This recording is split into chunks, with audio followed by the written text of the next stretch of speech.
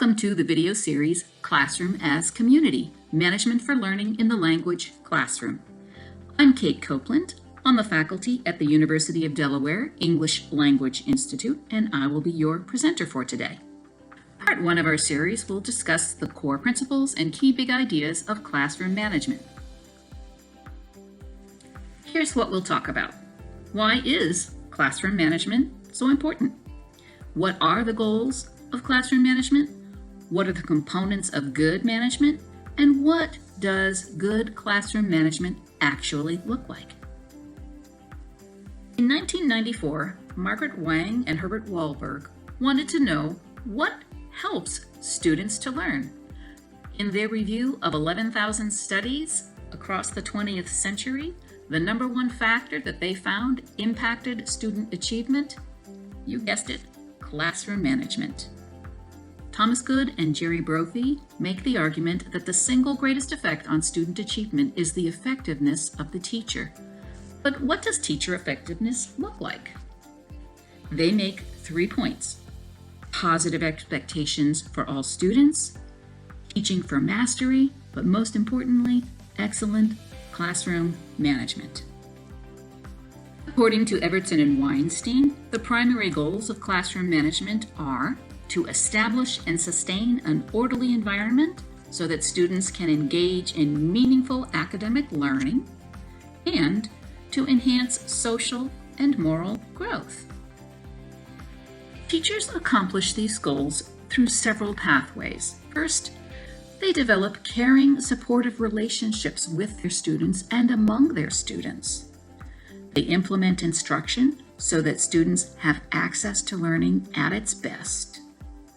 They use management strategies to encourage engagement with the learning tasks. They foster development of student social skills and self-regulation during class time. And, where needed, they use appropriate interventions to assist any students who have behavior issues. These are some of the qualities of effective classroom management. It's well-paced with organized instruction. It provides clear expectations of observable student behaviors. It teaches and practices routines and procedures. It calls attention to students' behavior successes. And while it addresses problematic behaviors, it doesn't focus on them. According to Robert Marzano, in his well-known classroom management research, we can examine classroom management by breaking it down into 4 components: rules and procedures, teacher-student relationships, disciplinary interventions, and overall teacher mindset. And we'll explore all 4 of these today. It should be noted that the most effective teachers also give a lot of attention to detail even before instruction begins. First, the physical classroom environment. For example, consider classroom acoustics. Is the hallway outside noisy? Is the air conditioner in the back of the room making it difficult for students to hear instruction? Consider seating arrangements. Is there enough space for students to work comfortably? Are they near students who will help them be the most productive? Does the layout allow for quick transition from one activity to another? Do students have easy access to the equipment and tools that they need so that no time is wasted? And are materials stored in an organized system for easy use? Attention to detail is equally important in lesson planning and delivery. Are your directions clear? Have they been broken down into manageable steps? How will you orchestrate the student activities? How much time does each activity need? Have you allowed time to monitor that directions are being followed? How will you address students who need more time to complete activities or who finish early? How will you orchestrate the transitions from one activity to the next? Now, let's talk about the first component, rules and procedures. According to Marzano's research, classrooms that had established clear rules and procedures showed a 28% decrease in overall classroom disruptions. The most effective rules are short, which makes them easy to follow. They describe observable student behaviors. They are phrased using positive language. They are posted in the classroom for visual reference and support.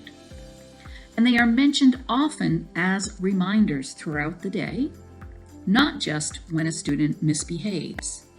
And if they're not working, they can be changed. Quite often, a teacher will begin the school year by collaborating with the students to agree upon a set of class rules. This can often motivate the students to participate in a shared set of student behaviors by giving them a sense of pride in the classroom community. Related to rules, but slightly different, is procedures. These are the routines for how things get done throughout the class day. Procedures need to be taught, modeled, and regularly practiced. Effective teachers spend a lot of time in the first couple of weeks of school teaching procedures to students so that they know what to do and how to do it. Your investment of time in teaching procedures at the beginning of the school year will pay off greatly with an increased efficiency in your classroom and a sense of productivity for both you as a teacher and for your students as well. Let's now talk about teacher-student relationships. Marzano's research also mentioned that positive teacher-student relationships resulted in a 31% decrease in classroom disruptions. What goes into positive teacher-student relationships?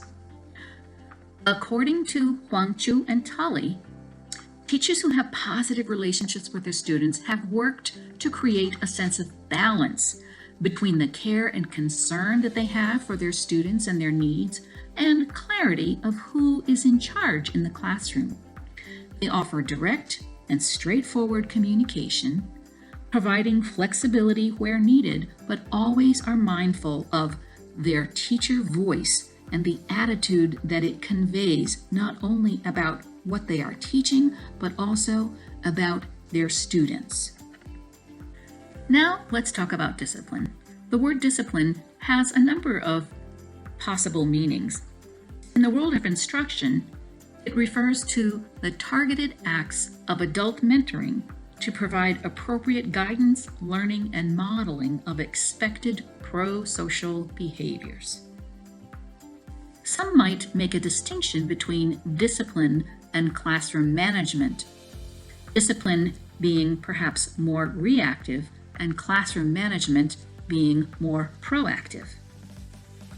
Some actions that typically fall under the area of discipline are in-school suspensions, sending to the principal's office, contacting parents about negative behavior, taking away privileges, or using some type of demerit system.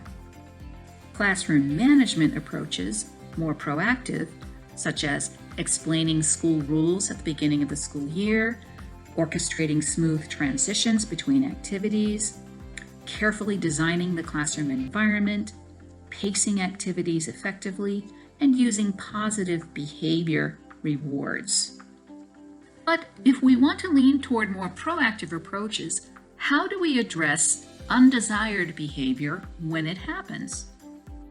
Experienced teachers know that it is best to ignore nuisance behavior and avoid reacting to inappropriate behavior, but try and catch that student when they are exhibiting desired behaviors and complement those desired behaviors when they occur. Talk about, reinforce, and model the desirable behavior all the time, not just when undesirable behavior occurs. And demonstrate those desired behaviors with specific, observable actions that students can see and imitate. Often, when a teacher sees something that they do not wish to have happen, rather than saying, "Stop doing that," they will say, "What does it look like when we are being productive?" And they ask, what is the desired behavior that they want to see? And that redirects not only the target student, but all the students in the class to stay on task. Another way to look at discipline when considering how to approach problematic behavior with students is to make the distinction between positive reinforcements and interventions which may have a more negative or cautionary tone to them. When addressing challenging behaviors with students, sometimes it is very helpful to provide positive reinforcements whenever that student exhibits a desired behavior or does something that should be rewarded, such as verbally praising for following rules and directions, smiling at the student whenever they're on task, rewarding with a prize, or calling parents with a good report, recognition at an assembly, or positive comments on a paper. Conversely, interventions such as calling out the student's behavior in front of the class, or perhaps speaking privately in the class to the student, giving them a timeout, or perhaps a writing assignment to consider what implications their actions have had, keeping the student close by you in class, or perhaps removing a privilege. These actions should be judiciously applied and with extensive consideration of what you expect the desired result to be after the intervention has been administered. The fourth and final component is teacher mindset. A big part of teacher mindset is what we sometimes call with-itness. With-itness is about being aware of everything that is going on in your classroom and addressing issues as they arise. A with-it teacher enforces rules and procedures fairly and consistently, positions him or herself to see all the students throughout the class, monitors the whole class even when working with a small group, lets the students know when you notice something that is amiss, addresses behavior issues early, and administers discipline whenever necessary. Another very important aspect of teacher mindset is to maintain emotional objectivity.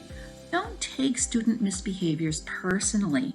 Keep a healthy psychological distance from your students, even though you are maintaining positive and caring relationships with them. Reflect on things that have occurred, but then let them go.